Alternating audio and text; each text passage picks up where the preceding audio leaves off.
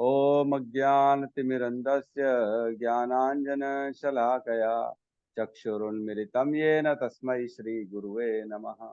श्रीचैतन्यमनोभीष्टं स्थापितं येन भूतले स्वयं रूपः कदा मह्यं ददाति स्वपदान्तिकं। वन्देऽहं श्रीगुरु श्रीयुतपदकमलं श्रीगुरून् वैष्णवांश्च श्रीरूपं सागरजातं सहगण रघुनाथान्वितं तं सजीवं साद्वैतं सावधूतं परिजन सहितं कृष्ण चैतन्य देवं श्री राधा कृष्ण पादान सहगण ललिता श्री विशाखान्वितांश्च। हे कृष्ण करुणा सिंधु दीन बंधु जगतपते गोपेश गोपिका कांता राधा कांत नमस्तुते। तप्त कांचन गौरांगी राधे वृंदावनेश्वरी वृषभानुसुते देवी प्रणमामि हरि प्रिये। वाञ्छाकल्पतरुभ्यश्च कृपा सिन्धुभ्य एव च पतितानां पावनेभ्यो वैष्णवेभ्यो नमो नमः। नमो विष्णुपादाय कृष्णपृष्ठाय भूतले श्रीमते भक्तिवेदांत स्वामी इति नामिने। नमस्ते सरस्वते देवे गौरवाणी प्रचारिणे निर्विशेष शून्यवादी पाश्चात्य देशतारिणे। जय श्री कृष्ण चैतन्य प्रभु नित्यानंद श्री अद्वैत गदाधर श्रीवासादि गौर भक्तवृंद। हरे कृष्णा कृष्णा कृष्णा हरे हरे, हरे राम राम राम हरे हरे। हरे कृष्णा। यस अनिल प्रभु बताइए 10 नाम अपराध। जी प्रभु। ठीक है, तो सब ध्यान से सुनिएगा। भगवान के नाम जप में होने वाले 10 अपराध। पहला है भगवान नाम प्रचार में संपूर्ण जीवन समर्पित करने वाले महाभागवतों की निंदा करना। दूसरा, शिव ब्रह्मा आदि देवों के नाम को भगवान नाम के समान अथवा उससे स्वतंत्र समझना। तीसरा है गुरु की अवज्ञा करना या उन्हें साधारण मनुष्य समझना। चौथा है वैदिक शास्त्रों अथवा प्रमाणों का खंडन करना। पांचवा है हरे कृष्ण महामंत्र के जाप की महिमा को काल्पनिक समझना। पवित्र भगवान नाम में अर्थवाद का आरोप करना। सातवां है नाम के बल पर पाप करना। आठवां है हरे कृष्ण महामंत्र के जप को वेदों में वर्णित एक शुभ सकाम कर्म अथवा कर्म कांड के समान समझना। नौवां है अश्रद्धालु व्यक्तियों को हरि नाम की महिमा का उपदेश करना। नौवां है भगवान नाम के जप में पूर्ण विश्वास न होना और इसकी इतनी अगाध महिमा श्रवण करने पर भी भौतिक आसक्ति बनाए रखना। भगवान नाम का जप करते समय पूर्ण रूप से सावधान न रहना भी अपराध है। प्रत्येक वैष्णव भक्त को चाहिए कि इस 10 नाम प्रकार के अपराधों से सदा बच कर रहें ताकि श्री कृष्ण के चरण कमलों में परम शीघ्र प्राप्त हो, जो मनुष्य जीवन का परम लक्ष्य है। हरे कृष्ण। हरे कृष्णा। तो प्रवेश करते हैं आज के सत्र में। 18वां अध्याय उपसंहार, संन्यास की सिद्धि। कल हमने श्लोक क्रमांक 46, 56 और 57 पढ़ा था। 56 में भगवान कहते हैं, मेरा शुद्ध भक्त मेरे संरक्षण में समस्त प्रकार के कार्यों में संलग्न रहकर भी मेरी कृपा से नित्य तथा अविनाशी धाम को प्राप्त होता है।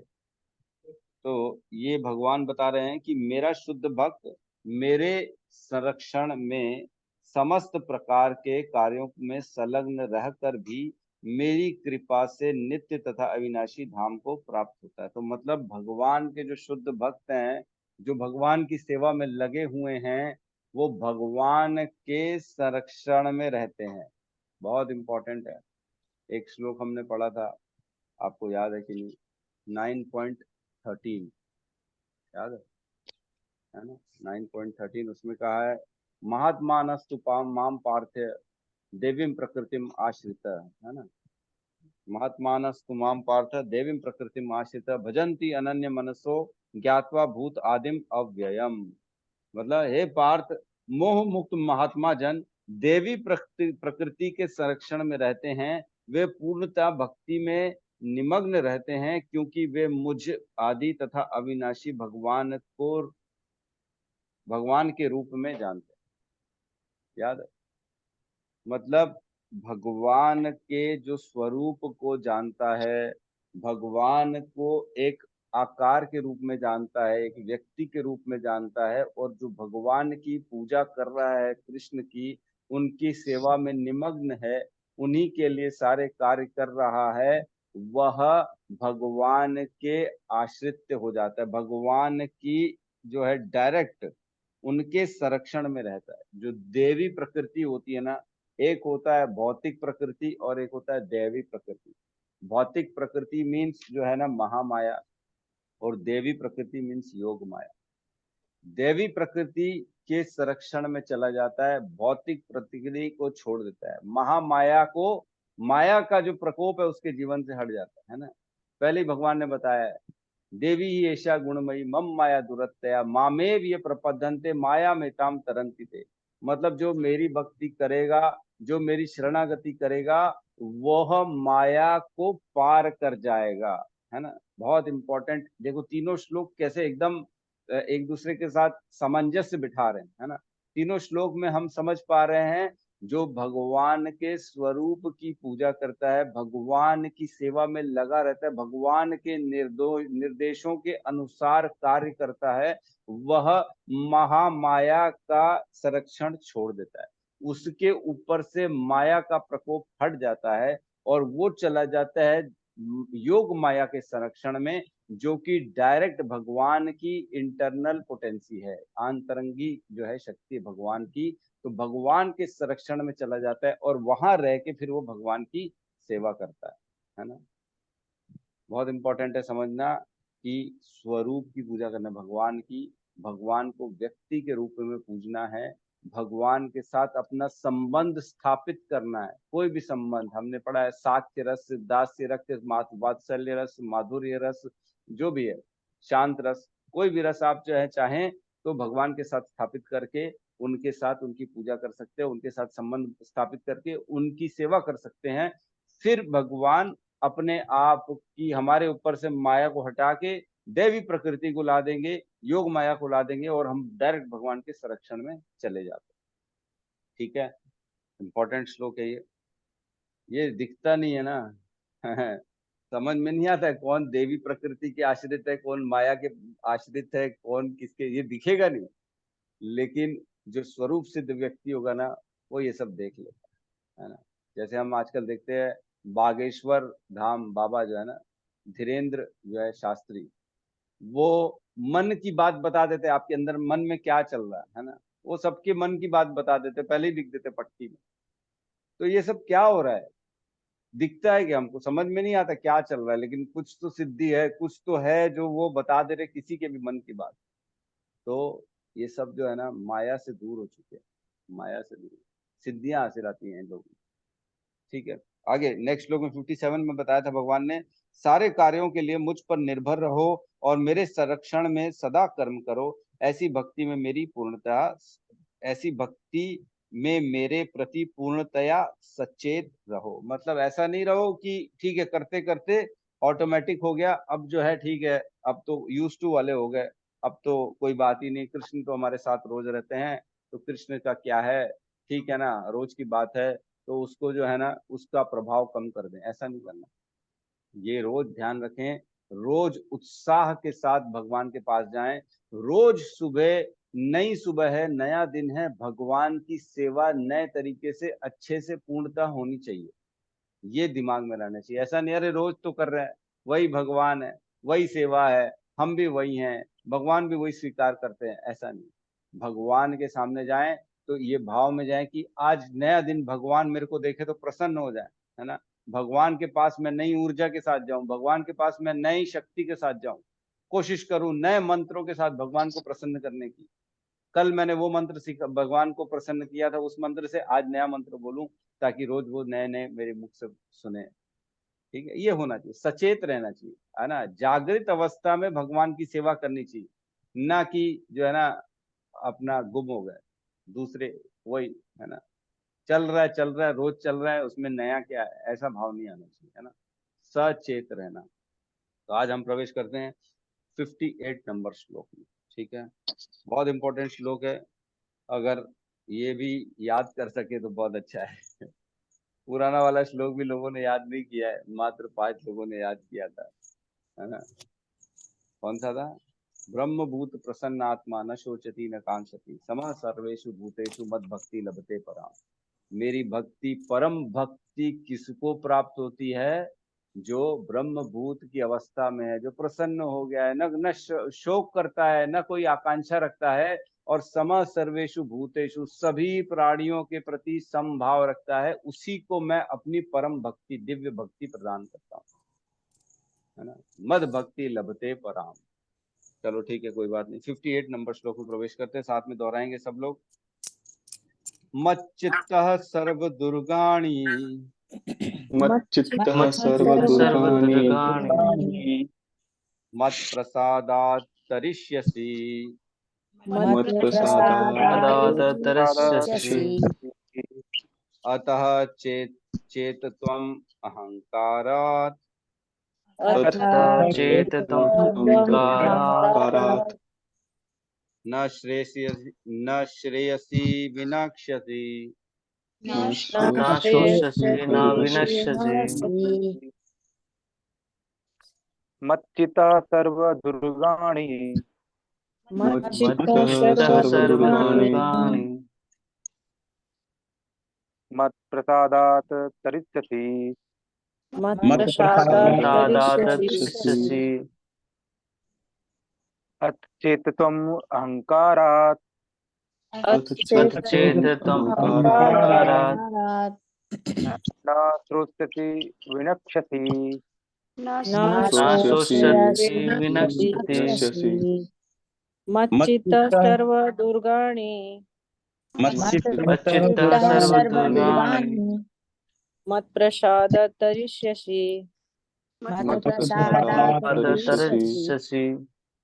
अच्छेत् त्वम् अहंकारात् अच्छेत त्वम् अहंकारात् न श्रोष्यसि विनाक्ष्यसि। न शोष्यसि विनक्ष्यसि। अनुवाद। यदि तुम मुझसे भावना भवित होगे तो मेरी कृपा से तुम बद्ध जीवन के सारे अवरोधों को लांघ जाओगे। लेकिन यदि तुम मिथ्या अहंकार वश ऐसी चेतना में कर्म नहीं करोगे और मेरी बात नहीं सुनोगे तो तुम विनष्ट हो जाओगे। कृष्ण भगवान कह रहे हैं तुम विनष्ट हो जाओगे, तुम्हारा विनाश हो जाएगा। कब विनाश होगा? यदि तुम मेरी भावना भवित होके मेरी मेरी कृपा से तुम बद्ध जीवन के अवरोधों को लाग जाओगे। कब? जब मिथ्या अहंकार वश ऐसी चेतना में कर्म नहीं करोगे और मेरी बात ही सुनोगे, अन्यथा विनाश हो जाएगा। तो श्लोक देखते हैं। मच्चित्तः सर्व कर्माणि सर्व दुर्गाणि मीन्स मेरी चेतना में रहोगे, मेरे जब चित्त अपना मुझ में लगा के रखोगे तो क्या होगा? सर्व दुर्गाणी, दुर्गाणी मीन्स बाधाओं को, है ना। दुर्ग हम समझते हैं, दुर्ग किसको बोला जाता है? किले को। और दुर्गा देवी यहाँ की अधिष्ठात्री है, और हम सब इस किले में, इस जेल रूपी जो संसार में है, इसमें फंसे हुए हैं, है ना। पृथ्वी में मनुष्य रूपी, अभी फिलहाल मनुष्य रूप में बैठे हुए हैं, लेकिन इसमें फंसे हुए हैं हम, इस दुर्ग में। इस दुर्ग में अधिष्ठात्री दुर्गा देवी है, जो हमको 3 तापों से सता रही है। आदि दैविक, आदि भौतिक और आदि आत्मिक। इन तीनों तापों से हम हमेशा परेशान रहते हैं। हमारा जीवन परेशान की ओर परेशान करते रहते, मतलब दिखते दुख मिलते जाते हैं इन तीनों तापों से। तो ये जो संसार है, इसमें हमारा परेशान होने का मेन कारण है कि हम 3 गुणों से बंधे हुए हैं। रजोगुण, सतोगुण और तमोगुण। इन तीनों गुण से बंधने के कारण हमारी इच्छा, द्वेष, ये सब उत्पन्न होता है हमारे जीवन में, है ना। ये चाहिए, ये प्रसन्न करने के लिए इसको पालूं, वहां चले जाऊं, ये खा लूं, इसको सुन लूं, उसके पास चले जाऊं, इसका आलिंगन कर लूं, उसकी गोद में बैठ जाऊं, इससे घंटों बातें कर लूं। ये सब जो है ना, ये हमारी इच्छाएं हैं। और द्वेष क्या है? इससे दूर रहूं, बदबू मार रहा है, वो निंदा करने वाला है, वो मेरे लायक नहीं है, इसको दूर कर दो, ये मेरे को पसंद नहीं है, ये तो एकदम बेकार है। ये द्वेष है। इच्छा द्वेष समुत्थेन द्वंद्व मोहेन भारत, सर्वभूतानि सम्मोहम सर्गे यान्ति परंतपा।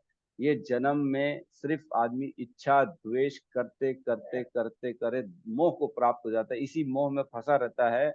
और फिर दोबारा इसी इच्छा द्वेष के कारण जन्म होता है।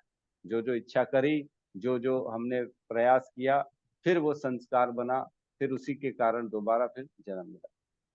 तो बेसिकली इस दुर्गाणी, इस जेल से, इस जन्म मृत्यु के चक्र से, इस गुणों के बंधन से मुक्ति मिलेगी। कैसे? मत चित्त सर्व दुर्गाणी, है ना, जो चेतना, जो मेरे चित्त में, जो अपना चित्त मुझ में लगा रहा है, तो सर्व दुर्गाणी मतलब सारे बाधाओं से पार होता है। और मत प्रसादात तरिष्यसि, और मेरी कृपा से वो सारे बाधाओं को पार करके निकल आता है बाहर, है ना। अतः चेतः त्वम अहंकारात्, लेकिन अगर वह अपने अहंकार वश कर्म करता है तो न श्रेयसी विनक्ष्यति, और मेरी बात नहीं सुनता तो उसका विनाश हो जाता है।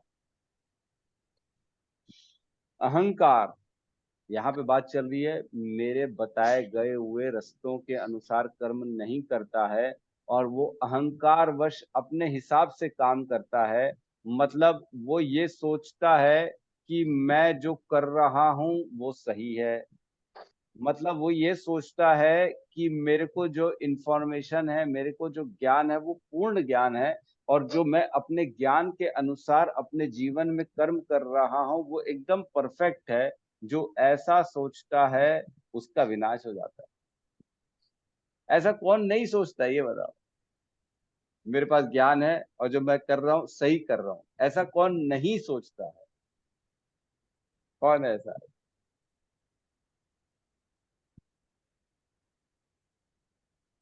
प्रभु जी, जो तमोगुण में और रजोगुण में रहते हैं और जो तमोगुण में रहते हैं, वो ऐसा नहीं सोचते हैं।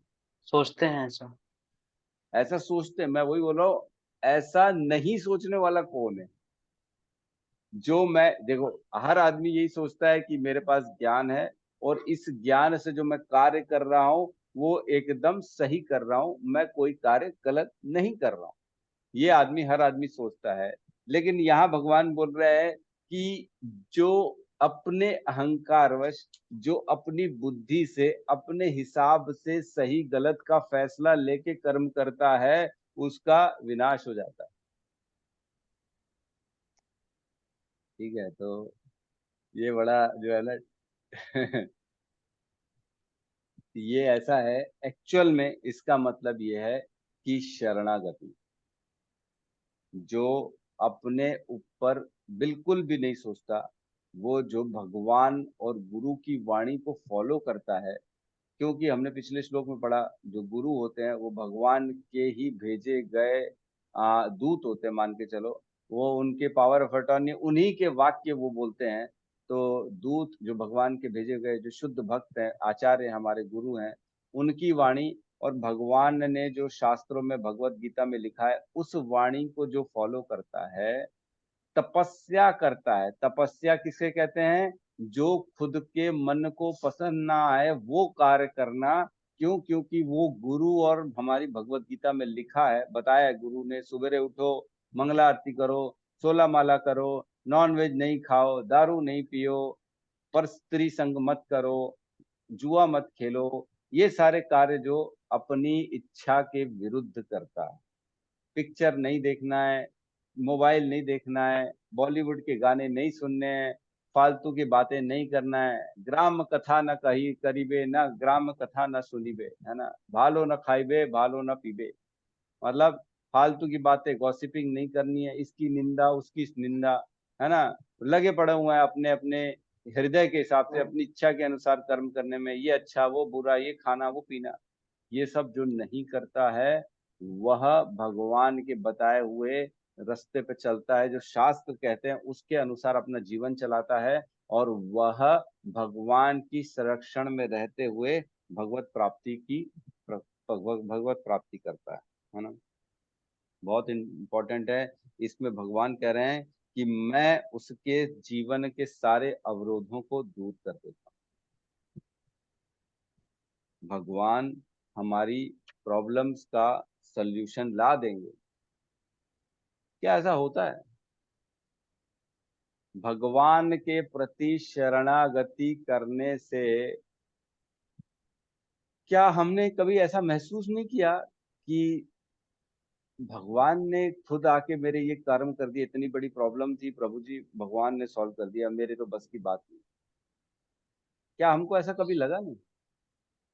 भगवान की सेवा में लगते हैं कई बार, जैसे अभी कल परसों अनिल प्रभु बता रहे थे कि मैं इधर गया, काम से उधर गया, इधर गया, मेरे को डर लग रहा था मेरा काम होगा कि नहीं होगा, लेकिन पता पड़ा सारे कर्म उनके एज इट इज जैसे वो चाहते थे पहले से ही उनके लिए रेडीमेड पड़े हुए थे, है ना।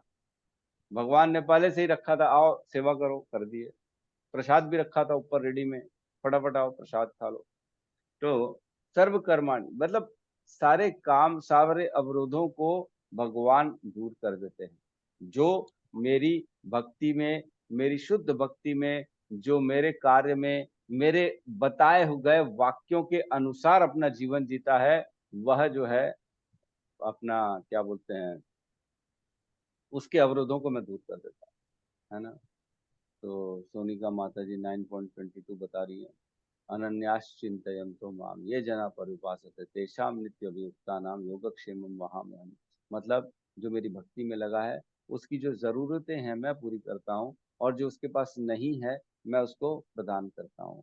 ये श्लोक ठीक है, ये भी परफेक्ट है, लेकिन यहाँ कह रहे हैं कि मैं उसके अवरोधों को दूर कर देता हूँ, जो बाधाएं आती हैं वो दूर कर देता हूँ।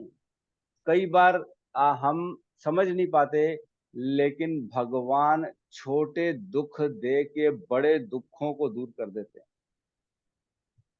है ना। हम भक्त लोग समझ नहीं पाते, लोग सोचते हैं ये क्या, मैं भक्ति कर रहा हूँ लेकिन मेरे पास दुख ही दुख आ रहे हैं, मेरे जीवन में प्रॉब्लम क्यों आ रहे जब मैं भक्ति कर रहा हूँ। तो भक्ति करने से प्रॉब्लम इसलिए आ रहा है ताकि तुम्हारे जीवन से बड़े प्रॉब्लम, महान प्रॉब्लम दूर हो सके। छोटे छोटे प्रॉब्लम आ रहे, बड़ी चट्टान गिरने वाली थी लेकिन बाद में छोटे छोटे पत्थर, कंकड़ पत्थर गिर रहे हैं आपके ऊपर। तो बड़ी चट्टान गिरती तो कितनी तकलीफ होती, और छोटे छोटे कंकड़ पत्थर गिर रहे तो कितनी तकलीफ होगी, है ना। पैर कटने वाला था, सुई चुभ गई, उतने में ही भगवान ने बोला ठीक है यार, इसका हिसाब किताब यही बराबर करो, है ना, कम में। तो ये होता है, ये है इस श्लोक का अर्थ, है ना। तो कौन कौन से हमारे जो है ना अवरोध हैं जीवन में, जो हमको इस बद्ध जीवन में भगवान के प्रति शरणागति करने से रोकते हैं, उन अवरोधों को लांग जाओगे। काम, क्रोध, लोभ, मोह, मद, मात्सर्य, 6 अवरोध होते हैं हमारे जीवन में जो गुणों के प्रभाव से आते हैं, ना। हमने पढ़ा 14.05 में, है ना, उसमें भगवान बोलते हैं सत्वम रजस्तम इति गुणा प्रकृते संभव, प्रकृति संभवा निबधंती महाबाहो देहे देहिनम अव्ययम। मतलब जो भी इस संसार में, इस मनुष्य में जैसे जीवन प्राप्त करता है, शरीर जैसे ही मिलता है किसी भी देह को, किसी भी आत्मा को, तो वो प्रकृति के इन तीनों गुण से बंध जाता है। मतलब एक रस्सी है जो हमको दिख नहीं रही है, वो हमको बांध भी रही है लेकिन दिख नहीं रही है ना। वो क्या बांध रही है? हमारी सोच को बांध रही है, हमारे विचारों को बांध रही है, हमको ये भ्रम में डाल रही है कि ये सही और ये गलत, है ना। हमको भ्रम में डाल रही है कि पैसे से सुख है, ये भ्रम है और क्या। ये लोगों को लगता है वो सामने वाला सुखी है, बड़ी गाड़ी आ जाएगी तो मैं सुखी हो जाऊंगा, बड़ा मोबाइल आ जाएगा तो मैं सुखी हो जाऊंगा, मैं शायद कश्मीर चले जाऊंगा तो सुखी हो जाऊंगा, मैं शायद उस व्यक्ति से मिल लूंगा, सीएम से मिल लूंगा तो मैं सुखी हो जाऊंगा। ये भ्रम है, भ्रम, है ना। इसी से बाहर करना है, इस अवरोधों को लांग जाओगे, ठीक है। तात्पर्य में प्रवेश करता, तात्पर्य शील प्रभुपाद की जय। पूर्ण कृष्णा भावित व्यक्ति अपने अस्तित्व के लिए कर्तव्य करने के विषय में आवश्यकता से अधिक उद्विग्न नहीं रहता, है ना। वो आवश्यकता से ज्यादा कर्म नहीं करेगा, सेटिस्फाइड रहेगा, जितना जरूरी है उतना काम करेगा, भगवान पे आश्रित रहेगा। वो ऐसा नहीं है कि मेरे को तो सोने की थाली में चांदी के चम्मच के साथ खाना खाना है ना। ऐसा नहीं रहता आदमी। वो आदमी सोचता है ठीक है ना यार, जो दिया प्रभु ने। एक स्टील की थाली से व्यक्ति 20 साल तक एक स्टील की थाली में खाना खा सकता और भी ज्यादा खा सकता है मेरे ख्याल से। तो मेरे घर में तो मेरे पिताजी ने जो बचपन में मेरे पास रखी थी ना थाली, आज भी वही रखी है। हैं? वो चलती अच्छी चल रही है। मेरे को आज 40 साल हो गए तो जो 40 साल से हमारे घर में एक ही थाली है, उसी में खाना चलता है। तो जरूरत क्या है और बड़ी बड़ी डिनर प्लेटों की जरूरत क्या, आवश्यकता क्या है डिनर सेट, ये ला लो वो ला लो, है ना, महंगे महंगे प्लेट चम्मच खरीद के ला लो, क्या जरूरत। बेसिकली संतुष्ट रखना है ना। ठीक है, आगे। जो मूर्ख है वह समस्त चिंताओं से मुक्त कैसे रहे इस बात को नहीं समझ सकता। जो मूर्ख है वह समस्त चिंताओं से मुक्त कैसे रहे इस बात को नहीं समझ सकता। मतलब जो मूर्ख है वो चिंता में परेशान रहता है, छोटी सी चिंता हो जाएगी परेशान हो जाएगा। वो मुक्त कैसे हो ये नहीं समझ सकता, चिंताओं को अपने जीवन से दूर कैसे करे वो नहीं समझ सकता, जो मूर्ख है। जो व्यक्ति कृष्ण भावनामृत में कर्म करता है भगवान कृष्ण उसके घनिष्ठ मित्र बन जाते। बहुत सुंदर, बहुत सुंदर। भगवान कहते हैं ना, समो अहम सर्वभूतेषु न में द्वेषो अस्ति, ये न में द्वेषो अस्ति न प्रिय, ये भजंती तु माम भक्त्या मई ते तेषु च आप यहाँ। मैं सबके लिए समान हूँ, लेकिन जो मेरी भक्ति करता है ना वो मेरा मित्र है, वो मेरा मित्र है, और मैं भी उसके लिए सुहृद हूँ, मैं उसका, मैं भी मित्र हूँ। ठीक है। और एक और श्लोक आता है, अनन्य चेता सततम यो मा स्मृति नित्यश तस्य अहम सुलभ पार्थ नित्य युक्त योगिना। जो मेरी उपासना मेरी भक्ति में लगा है हे पार्थ, मैं उसके लिए इजीली अवेलेबल हूँ, है ना। 8.14 दोनों श्लोक है।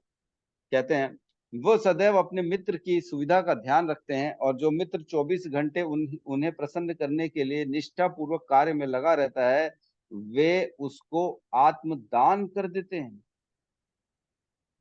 हम भक्ता पराधीनो, मैं भक्त के पराधीन हो जाता हूँ, अपने आप को दान कर देते हैं भगवान उसको, जो भगवान के लिए 24 घंटे चिंतन में लगा है, अपना हर कार्य भगवान को समर्पित कर रहा है। मैं सो रहा हूं तो भगवान के लिए, मैं खा रहा हूं तो भगवान के लिए, मैं उठ रहा हूं तो भगवान के लिए, मैं जी रहा हूं तो भगवान के लिए, मैं नहा रहा हूं तो भगवान के लिए, मैं कर्म कर रहा हूं तो भगवान के लिए।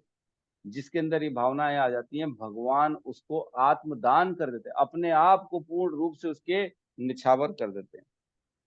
अतः किसी को देहात्म बुद्धि के मिथ्या अहंकार में नहीं बह जाना चाहिए। उसे झूठे ही यह नहीं सोचना चाहिए कि वह प्रकृति के नियमों से स्वतंत्र है या कर्म करने के लिए मुक्त है, वह पहले से कठोर भौतिक नियमों के अधीन है। तो आदमी को यह नहीं सोचना चाहिए कि मैं फ्री हूँ, फ्रीडम है मेरे पास, फ्रीडम टू वर्क। जैसे हमारे विधान में ना 6 फ्रीडम दिए गए, freedom to speak, freedom to अपने पूजा कर सकते हो, रह सकते हो, खाना पीना जो भी कर सकते हो। तो लेकिन प्रकृति के नियमों में ऐसा नहीं है, आपके पास कोई फ्रीडम नहीं, आप अपनी इच्छा से कुछ भी नहीं कर सकते, है ना। अपनी इच्छा से अपना हाथ पैर नहीं हिला सकते हो, अपनी इच्छा से सांस नहीं ले सकते हो, अपनी इच्छा से अपने पेट का पाचन क्रिया को नहीं चला सकते, है ना। हम अपने पेट की पाचन क्रिया को अपनी इच्छा से नहीं चला सकते। भगवान कह रहे हैं यहाँ पे हर चीज के लिए व्यक्ति को डिपेंडेंट रहना पड़ता है प्रकृति के ऊपर। भगवान कहते हैं जल का स्वाद मैं हूँ, रस मैं हूँ, पचाने वाला जठराग्नि मैं हूँ, सब चीज तो भगवान है। हम क्या कर रहे हैं, हम कुछ नहीं कर रहे, हम खाली इच्छा कर रहे हैं। ठीक है, आगे कहते हैं, लेकिन जैसे ही वह कृष्ण भावनान्वित होकर कर्म करता है तो वह भौतिक दुश्चिंताओं से मुक्त हो जाता है। मनुष्य को यह भली भांति जान लेना चाहिए कि जो कृष्ण भावनान्वित में सक्रिय नहीं है वह जन्म मृत्यु रूपी सागर के भंवर में पड़कर अपना विनाश कर रहा है ना। अब्रह्म भुवनान लोकान पुनरावृतनो अर्जुन माम उपेत्य तु कौंतु है पुनर्जन्म न विद्यते। हे अर्जुन, ब्रह्मा से लेके चींटी तक नीचे तक के 14 लोकों में जन्म मृत्यु का चक्र चल रहा है, चल रहा है, चल रहा है, लेकिन जो मुझको प्राप्त कर लेता है उसका दोबारा जन्म नहीं होता। अश्रद्धाना पुरुष धर्मस्य से परंतप अप्राप्य माम निवर्तन्ते मृत्यु संसार वर्तमनि। जो मेरी श्रद्धा भक्ति में नहीं रहता, जो मुझको प्राप्त नहीं करता, उसका जन्म मृत्यु का चक्र चलता रहता है। हे अर्जुन, कितनी बार भगवान ने बता दिया, बाप रे। और हम अभी भी जो है अपने जीवन को कब समझेंगे कि क्या सही है क्या गलत है ना। ठीक है, आगे करें। कोई भी बद्ध जीव यह सही सही नहीं जानता कि क्या करना है और क्या नहीं करना है, लेकिन जो व्यक्ति कृष्ण भावनावित होकर कर्म अंतर से करता है वह कर्म करने के लिए मुक्त है, क्योंकि प्रत्येक किया हुआ कर्म कृष्ण द्वारा प्रेरित तथा गुरु द्वारा पुष्ट होता है। तो जब जब हम भगवान के लिए कर्म करते हैं तो वो हमने पढ़ा है कर्म बंधन से मुक्त रहता है ना। तीसरे अध्याय में हमने पढ़ा है, तीसरे अध्याय का 9वां श्लोक है ना। उसमें भगवान बताते हैं यज्ञ नहीं, ये वाला, यज्ञार्थ कर्माणो अन्यत्र लोको अयम कर्म बंधन तदर्थम कर्म कौंतु है मुक्त संग समाचर। जो भी कर्म कृष्ण के लिए भगवान के लिए किया जाता है वह कर्म बंधन से मुक्त रहता है, और अन्यथा हम अपने सुख के लिए, अपने दुखों को कम करने के लिए कोई भी कर्म करते हैं तो उस कर्म का बंधन लग जाता है, और वह कर्म का बंधन पुण्य अथवा पाप के रूप में हमारे साथ चलता है, और कभी न कभी किसी न किसी जन्म में, इसी जन्म में या अगले जन्म में उसको हमको सुख या दुख के रूप में भोगना पड़ता है। इतना शॉर्टकट भगवान बता रहे हैं, चालू होने से पहले ही स्विच ऑफ कर दो। कर्म करो, ऐसा कर्म करो कि बंधन ही न लगे। इजी, सबसे इजी, भगवान के लिए कर्म कर लो और क्या। ठीक है, तो यहाँ पे किसी का कोई, अरे यार लेट हो गई, एक और श्लोक ले लेते हैं, फटाफट ले लेते हैं 59। ठीक है, साथ में दोहराएंगे। यद अहंकारम आश्रित्य यत् यत् अहंकारम आश्रित्य न योत्सये इति मन्यसे न योत्सये इति मन्यते मिथ्या एष व्यवसायस्ते मिथ्या एष व्यवसायस्ते प्रकृतिस्त्वां नियोक्ष्यति प्रकृतिः त्वां नियोक्ष्यति यत् अहंकारम् आश्रित्य यत् अहंकारम आश्रित्य न योत्स्य इति मन्यसे न योत्स्य इति मन्यते मिथ्यैष व्यवसायस्ते एष व्यवसायस्ते प्रकृतिस्त्वां नियोक्ष्यति प्रकृतिः त्वां नियोक्ष्यति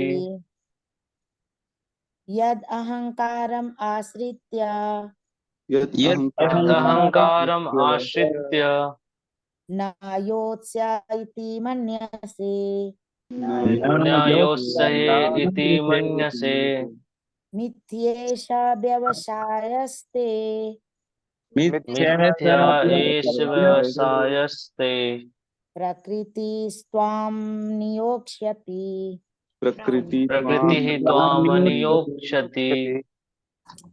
अनुवाद। यदि तुम मेरे निर्देशानुसार कर्म नहीं करते और युद्ध में प्रवृत्त नहीं होते हो तो तुम कुमार्ग पर जाओगे, तुम्हें अपने स्वभाव वश युद्ध में लगना होगा, है ना। भगवान यहाँ कह रहे हैं यद अहंकारम आश्रित्य, लेकिन अगर तुम अपने मनमानी, जो अहंकार वश तुम सोच रहे हो सही है और ये गलत है, मैं यही कार्य करूंगा, अगर तुम इस मार्ग पे जाते हो और मेरी बात को नहीं मानते हो, यद अहंकारम आश्रित्य, अहंकार का शरण लेते और अपनी बुद्धि से किया गया डिसीजन को ही सही समझते हो, न योत्सये इति मन्यसे, मैं नहीं लड़ूंगा, इस प्रकार तुम ये सोचते हो, तो मिथ्या एष व्यवसाय ते, तो तुम ये सब मिथ्या है, ये झूठा है, ये झूठा संकल्प है तुम्हारा। व्यवसाय का मतलब है संकल्प, जो तुम सोच रहे हो मैं ये नहीं करूंगा, नहीं लड़ूंगा, पितामह को नहीं मारूंगा, अर्जुन सोच रहा है दुर्योधन को नहीं मारूंगा, गुरु द्रोण को नहीं मारूंगा, तो तुम, ये मिथ्या अहंकार है तुम्हारा और ये सब झूठा संकल्प है तुम्हारा, और इसके कारण क्या होगा, प्रकृति त्वाम नियोक्ष्यसि, लेकिन तुम्हारी जो प्रकृति है, जो तुम्हारा स्वभाव है, जिस स्वभाव में तुम जन्म लिए हो, माने कि तुम क्षत्रिय हो, तो क्षत्रिय का स्वभाव है कि जो है बलशाली, युद्ध से कभी पीछे नहीं हटना, अपने शत्रुओं को आक्रमण करना, धर्म की रक्षा करना, ये क्षत्रिय कार्य है। अगर तुम ये नहीं करोगे तो तुम्हारा जो है, तुमको अपने स्वभाव में आज नहीं लड़ोगे, लेकिन बाद में तो लड़ना ही पड़ेगा। स्वभाव ही तुम्हारा लड़ने का, तुमको लड़ना ही पड़ेगा। आज लड़ोगे तो मेरे कहने पे तुम कर्मों से जो है, कर्म के बंधन तुम्हारे ऊपर लगेंगे नहीं। आज जितनों को भी मारोगे तुम, क्योंकि मैं बोल रहा हूं, धर्म बोल रहा है, और आज मारोगे तो तुम्हारे ऊपर एक भी मृत्यु का, कर्म का बंधन नहीं लगेगा। लेकिन आज अगर मेरी बात नहीं मान के तुम युद्ध छोड़ के चले जाओगे, फिर कल अपने स्वभाव के कारण खुद लड़ोगे, तब तुम सबके कर्मों के बंधन की जिम्मेदारी तुम्हारे ऊपर आ जाएगी। क्योंकि तब तुम अपने लिए लड़ रहे हो, आज तुम मेरे लिए लड़ रहे हो, धर्म के लिए लड़ रहे हो। लड़ना दोनों केस में है, आज भी लड़ना है, बाद में भी लड़ना है। आज लड़ोगे तो तुम मेरे कारण लड़ोगे। अच्छा, तो बाद में क्यों लड़ेगा? जब हिमालय चले जाएगा तो क्यों लड़ेगा? कौन बता सकता है? आज नहीं लड़ा, सपोज करो अर्जुन हिमालय चला गया, बोले नहीं नहीं मैं नहीं लड़ूंगा, मैं अपने गुरु को नहीं मार सकता, मैं अपने पितामह को नहीं मार सकता, फिर कल क्यों मारेगा वो? उसके स्वभाववश ऐसा क्यों? तो इसका मतलब ये है कि कल जब वो संन्यास ले लेगा तो फिर से दुर्योधन, सपोज करो द्रौपदी को उठा लेगा, बोलेगा अब तो तेरे को छोड़ूंगा नहीं। द्रौपदी को उठा लेगा, द्रौपदी बोलेगी क्या तुमने चूड़ियां पहन रखी है, अपनी पत्नी की रक्षा नहीं कर सकते हो? मेरे साथ गलत गलत काम करेंगे, 100 भाई हैं वो लोग, मैं क्या करूं? तो विवश हो जाएगा। पत्नी की रक्षा करना उसका काम है। या सपोज करो कोई आकर उसको गाली देगा, दुर्योधन ही छोड़ेगा थोड़ी, गाली देगा, ए नपुंसक, तुमने हाथ में चूड़ी पहन ली, हार गया, चल मेरे पैर दबा, मेरी सेवा कर। क्योंकि पूरा राज्य दुर्योधन को हो जाता है, और वो ऐसा करता नहीं क्योंकि वो क्षत्रिय है। फिर उसको मारता, युद्ध आता, उसका खून खोलता, लड़ता तो सही वो, स्वभाववश लड़ना ही पड़ता, कृष्ण यहाँ कह रहे हैं। ठीक है, तो तात्पर्य में प्रवेश करते, तात्पर्य शील प्रभुपाद की जय। अर्जुन एक सैनिक था और क्षत्रिय स्वभाव लेकर जन्मा था। हमने ये पहले भी पढ़ा ना, 16वें अध्याय में 5वें नंबर श्लोक में, है ना? इसमें कहते हैं, पेज नंबर 538, इसमें कहते हैं दिव्य मोक्ष गुण के लिए अनुकूल है और आसुरी गुण बंधन दिलाने के लिए। हे पांडुपुत्र, तुम चिंता मत करो, क्योंकि तुम दैवी गुणों से युक्त होकर जन्मे हो, क्योंकि तुम दैवी गुणों से युक्त हो। तो अर्जुन शुरू से जो है ना, सद्भाव में चलने वाला, धर्म के अनुसार चलने वाला व्यक्ति था। अर्जुन एक सैनिक और क्षत्रिय स्वभाव लेकर जन्मा था, अतः उसका स्वाभाविक कर्तव्य था कि वह युद्ध करे। तो क्या कर्तव्य है क्षत्रियों के, हमने पढ़ा श्लोक नंबर 43 में, है ना? एक बार पढ़ लेते हैं 43 में क्या बोलते हैं, पेज नंबर 591, है ना? इसमें कहते हैं 43 में, वीरता, शक्ति, संकल्प, दक्षता, युद्ध में धैर्य, उदारता तथा नेतृत्व, ये क्षत्रियों के स्वाभाविक गुण हैं, है ना? शौर्य, तेजो, धृति, दाक्ष्यम, युद्धे च अपलायनम, दानम, ईश्वरम, भावमश्च, क्षत्रम, कर्म स्वभावजम, ये क्षत्रियों के कर्म हैं। वीरता, शक्ति, धैर्य, युद्ध में, है ना? ये सब।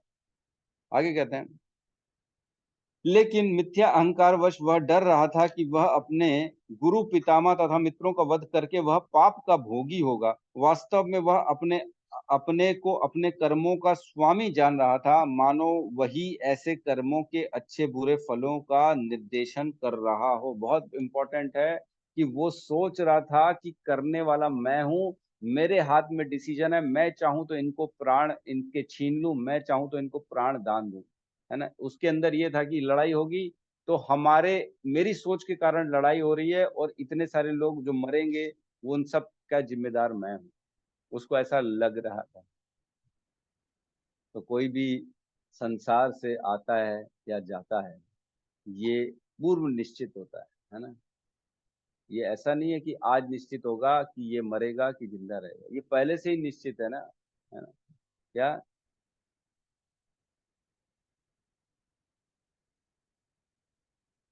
कौन सा लोग है? ध्रुवम जन्म मृत तस्माद अपरिहार्यते न त्वं शोचितुम अर्हसि, है ना? पहला वर्ड क्या था उसका? 'ध्रुवम जन्म मृतस्य च तस्माद् अपरिहार्यते न त्वं शोचितुम् अर्हसि', है ना? पहला वर्ड क्या था उसका? 'ध्रुवम जन्म मृतस्य च तस्माद् अपरिहार्यते न त्वं शोचितुम् अर्हसि', है ना? पहला वर्ड क्या था उसका?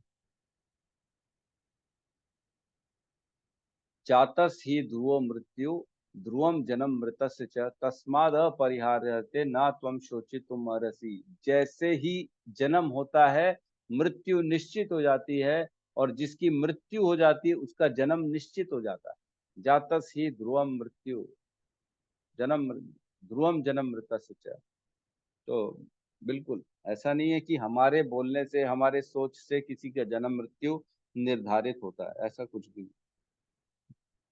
आगे कहते हैं वह भूल गया कि वहां पर साक्षात भगवान उपस्थित हैं और उसे युद्ध करने का आदेश दे रहे हैं। यही है बद्ध जीव की विस्मृति। परम पुरुष निर्देश देते हैं कि क्या अच्छा है और क्या बुरा, और मनुष्य को जीवन सिद्धि प्राप्त करने के लिए केवल कृष्ण भावनामृत में कर्म करना है। हम भूल जाते हैं कि हमारे पास भगवान कृष्ण के आदेश हैं, भगवान कृष्ण के बताए हुए निर्देश है, उनके अनुसार अपने को जीवन जीना है, ना कि हमारी इच्छा द्वेष के अनुसार। हमारे पास शास्त्र है ना, तस्मात् शास्त्रम प्रमाणम ते, है ना, क्या कहते हैं, तस्मात् शास्त्रम प्रमाणते कार्य अकार्य व्यवस्थितो, है ना, ज्ञात्वा शास्त्र विधानम उत्तम कर्म अकर्म कर्म कर्तुम इहि अर्हसि। 16वें नंबर अध्याय में ये बताया कि इसलिए व्यक्ति को जानना चाहिए कि क्या करने योग्य है, क्या मेरे कर्तव्य है, क्या कर्तव्य नहीं है। ये जान के अपने कर्मों को करना चाहिए। भगवान बोलते हैं मैंने तुमको बुद्धि दी है, मैंने तुमको भगवत गीता दी है, तो तुम पढ़ो समझो और अपने जीवन को ऐसा चलाओ, अन्यथा तुम्हारा विनाश हो जाएगा। ऐसा नहीं है कि सिर्फ अर्जुन के साथ है कृष्ण, हमारे साथ भी है। हमको बता रहे हैं डेली सुबह 1 घंटा कृष्ण ही तो बताते हैं, और कौन बताता है। हम अपनी मर्जी से बोलते हैं क्या? ये अपनी मर्जी से तो कुछ नहीं बोलते। जो लिखा है, जो भगवत गीता बोली गई है वही बोला जाता है, उसी पे चर्चा होती है, वही बताया जाता है कि कैसा जीवन जीना चाहिए, है ना। आगे कहते हैं कोई भी अपने भाग्य का निर्णय ऐसे नहीं कर सकता जैसे भगवान कर सकते हैं। अतः सर्वोत्तम मार्ग यही है कि परमेश्वर के निर्देश प्राप्त करके कर्म किया जाए। जैसे हम डेली भगवत गीता पढ़ते समझते हैं वैसा जीवन जीना चाहिए। भगवान या भगवान के प्रतिनिधि स्वरूप गुरु के आदेश को कि वह कभी भी उपेक्षा नहीं करे, भगवान के आदेश के बिना किसी हिचक के पूरा करने के लिए वह कर्म करे, इससे सभी परिस्थितियों में सुरक्षित रहा जा सकेगा। तो हमारे गुरु और हमारे जो शास्त्र हैं, गुरु साधु शास्त्र, जब भी डाउट हो ना इन तीन को पकड़ना चाहिए। या तो गुरु मिले तो गुरु को, नहीं तो कोई साधु को, नहीं तो थर्ड शास्त्र। इन तीनों को पकड़ना चाहिए और इन तीनों के अनुसार जो बताया जा रहा है वैसा जीवन जीना चाहिए, है ना। तीनों ऐसा करना चाहिए, अन्यथा हम परेशान हो जाएंगे। हम जो है अपने विचारों से कर्म करने के कारण हमारा पतन हो जाएगा। ठीक है, तो किसी का कोई प्रश्न है तो हम ले सकते हैं।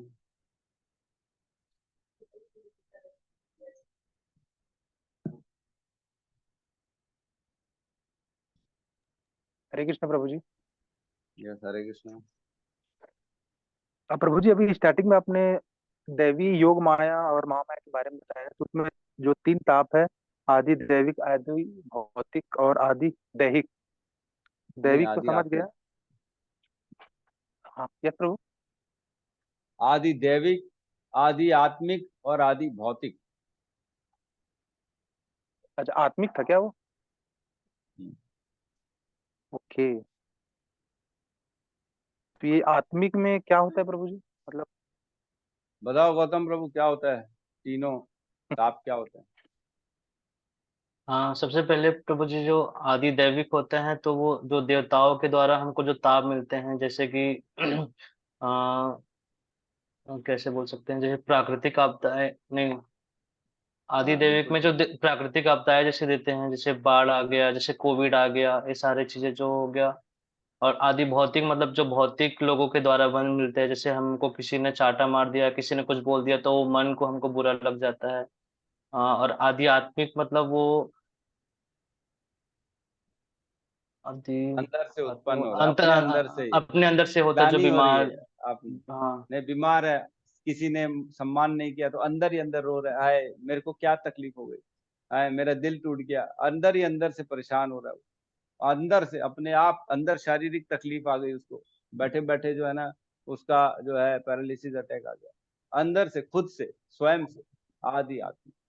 तो ये 3 ताप होते हैं जो है आदमी को जो है दुर्गा देवी दे देती है, तकलीफ देती है। ठीक है प्रभु जी, क्लियर है? क्लियर नहीं है प्रभु जी, फिर से बताइए। अरे ये एक एक एक एक भौतिक हाँ, होता है, एक आत्मिक होता है, एक दैहिक और दैविक। कि आत्मिक नहीं को ही नहीं भौतिक कहा जाता है। नहीं नहीं नहीं नहीं, अलग अलग है। अब भौतिक मीन्स आपके बाहर आपके दोस्त ने, आपके पड़ोसी ने आपको तकलीफ पहुंचा दी है ना, एक्सीडेंट हो गया, आपका आपका हाथ टूट गया, किसी ने चाटा मार दिया, आपको किसी ने लठ मार दी, है ना, ये सब हो गया आदि भौतिक। किसी और ने आपको ताप प्रदान कर दिया। और अपने अंदर से जो आता है ना, जैसे किसी ने आपकी निंदा कर दी है ना, आप सोच रहे हो किसी ने ऐसी इशारे से गंदे गंदे इशारे किसी और को कर रहा था, आपको लगा कि अरे मेरे को इतना गंदा इशारा कर दिया, आपको जबकि कर नहीं रहा है वो, आपको लगा, ऐसा भ्रम हो गया आपको, अंदर से आपको ग्लानि आ गई, हाय नींद नहीं आ रही टेंशन में, ये क्या हो रहा है मेरे साथ, मेरे साथ ऐसा क्यों हो रहा है, परेशान हो रहे हो अंदर ही अंदर खुद से, किसी ने और किसी ने कुछ नहीं किया, मतलब बाहर एक्सटर्नल फैक्टर कोई काम नहीं किया, आपका इंटरनल फैक्टर, आपकी सोच, आपकी अंतःक्रिया के कारण आपको जो तकलीफ हो रही है उसको कहते हैं आदि आत्मिक। और एक्सटर्नल फैक्टर से जो आपको तकलीफ पहुंचती है उसको कहते हैं आदि भौतिक। और दोनों फैक्टर से नहीं है, बाढ़ आ गई, मूसलाधार पानी वर्षा हो रही, बहुत तेज तेज वर्षा हो रही है ना, राजस्थान में देखो तो 50-55 डिग्री टेम्परेचर चला गया, ताप सूर्य ताप, जल रहे लोग, है ना, इतनी गर्मी हो गई कि सड़ रहे मर रहे बेचारे, लू चल रही है। ये हो गया आदि दैविक, मतलब जिसमें देवताओं का फैक्टर है वो आदि दैविक हो गया, जो एक्सटर्नल फैक्टर है वो आदि भौतिक हो गया, जो शरीर के अंदर मन चिंतन के कारण जो तकलीफ आ रही उसको कहते हैं आदि आत्मिक। ठीक आत्मिक। है प्रभु जी? ठीक है प्रभु जी। आदि आत्मिक, अपने आत्मा अंदर से अंतःक्रियण से जो तकलीफ आ रही उसके कारण आदि आत्मिक। जी, तो इसमें प्रभु जी आदि दैहिक का कोई रोल नहीं है ना, मतलब दैहिक ये नहीं है इसमें, आदि दैहिक। रोल नहीं है मतलब? नहीं प्रभु जी, देखिए अभी हमने तीन तीन गुणों के बारे में चर्चा की, मतलब आदि दैविक, आदि ये गुण नहीं आदि है, भौतिक। हाँ ये मतलब गुण प्रभु जी नहीं वो है, है। ये नहीं ताप गुण है, नहीं 3 प्रभु जी, ताप प्रदान करती ताप। दुर्गा माता। ये जी जी आदमी जी। जो भगवान से विमुख हो जाते हैं ना, उनके कर्मों के अनुसार उनके जीवन में ये तीनों तापों से उनको तकलीफ पहुंचाई जाती है। विगत जी जी कर्म जो हमारे पाप पुण्य हैं उनके आधार पे ये ताप हमारे जीवन में आते हैं और हमको सुख दुख देते हैं। ठीक है प्रभु जी, आदि दैविक, आदि भौतिक, आदि आत्मिक। हाँ। करेक्ट। चौथा आदि दैहिक ये नहीं है ना, ये अरे नहीं है। चौथा नहीं है, 3 ही तीन है, है। टोटल 3 है, तीन है। 3 ही है। या तो इसका और सिनोनिम होगा प्रभु जी, या फिर पर्याय। दैविक और क्योंकि कभी दैहिक कभी एक जैसे ही हम होता है, आप कोई दैविक बोल ले कोई दैहिक बोल ले, बात तो एक ही है। अच्छा ठीक है। ठीक है प्रभु जी, हरे कृष्ण। यस गौतम प्रभु कुछ कहना चाह रहे थे? जी प्रभु जी, वो प्रभु जी मैं कल लेक्चर सुन रहा था, मतलब आपका ही वो टेम्पल वाला, तो बहुत अच्छा हम्म, लगा वो। तो सबसे मतलब प्रभु जी मुझे ना एक ना बहुत अच्छा पॉइंट ये लगा कि जब आप बता रहे थे कि किस तरीके से हमको देखना चाहिए सभी जीवों को, मतलब किस तरीके से दर्शन करना चाहिए, तो उसमें एक पॉइंट आया था प्रभु जी जो मुझे बहुत ज्यादा अच्छा लगा, मतलब गुरु महाराज बहुत ध्यान से सुन रहे थे उस चीज को।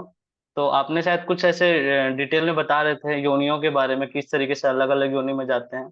तो गुरु महाराज जी ने वहाँ एक पॉइंट बताया कि जो वृंदावन धाम में होते हैं वो मतलब नॉर्मल योनि नहीं होते, वो महाभागवत होते हैं ऐसे करके। तो पता नहीं प्रभु जी वो पॉइंट मतलब बहुत अच्छा लगा कि किस तरीके से मतलब गुरु महाराज जी मतलब इतना मतलब ध्यान से और एकदम गहराई में जाके उस चीज को मतलब सही करते, मतलब करेक्ट कर देते हैं उस चीज को।